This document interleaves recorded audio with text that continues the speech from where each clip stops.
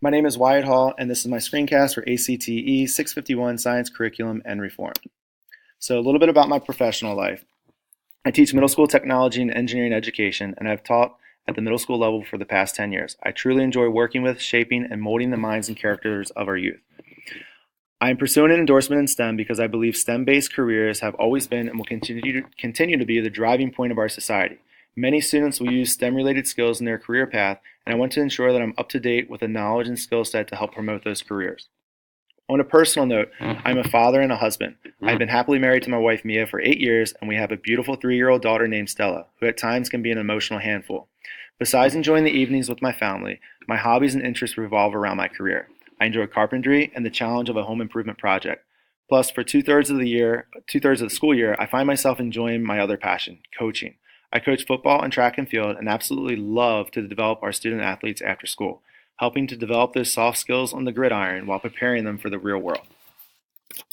Now, looking at our article, how do students learn science? So, students learn science through preconceived ideas based on everyday experiences. But as we read in the article, how students learn science in the classroom, an understanding of knowledge often requires a change in existing knowledge, which is a strong point of emphasis throughout the article.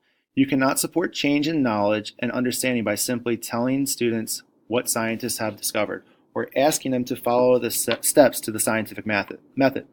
We learn science through addressing those preconceptions and engaging those ideas to help students understand science. We learn science by doing science through observation, reason, imagination, and experimentation, which helps students to extend their everyday experiences and helps organize data to provide new insight into understanding.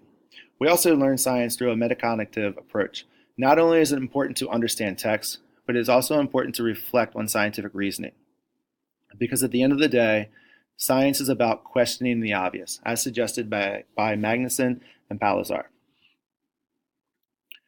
So looking at the barriers to science. Students' preconception to class can shape or misshape their learning if not addressed. It is up to the teacher to address these preconceptions head on and engage a student to help the student draw connections to the content. Another barrier to learning science, a lack of imagination. According to Science in the Classroom article, the most important aspect of science is often the least emphasized, the power of imagination.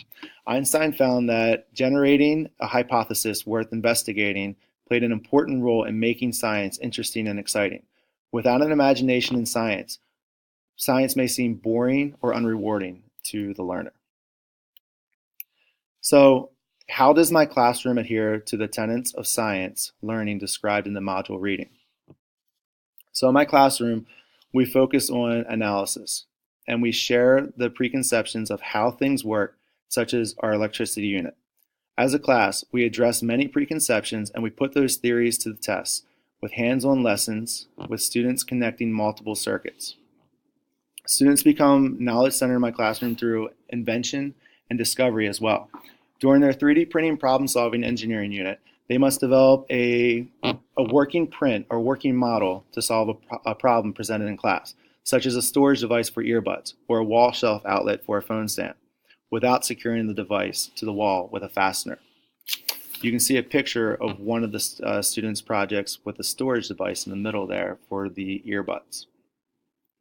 So the last question is, what is your STEM perspective? My STEM perspective means to combine 2 or 3 disciplines into each unit, lesson, and or assignment. For instance, I previously mentioned the 3D printing problem-solving activity with my 8th graders. This requires an understanding of technology and how to use programs and software to engineer a product, but also mathematics because of the quantifying component dealing with size, shape of their design. Looking at my STEM perspective diagram, it's a 4-sided star, with the middle of the star being the universe.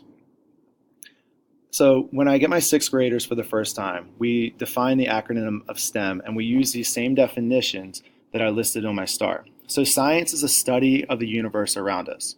Technology is a study of the design world. Engineering, designing the universe around us. And mathematics is quantifying the universe around us. We're dealing with numbers. So I use this 4-sided star with the universe as the center point because it is my opinion, in order to have a solid background in any of these areas, you need to know a little bit about all 4 areas, such as engineering. To have a solid background in engineering, you need to know a little bit about math and understanding of numbers, a little bit about science because of the molecular structure makeup of materials, and a little bit about technology and the use and application of man-made items to complete a task. I hope you enjoyed my screencast. Until next time.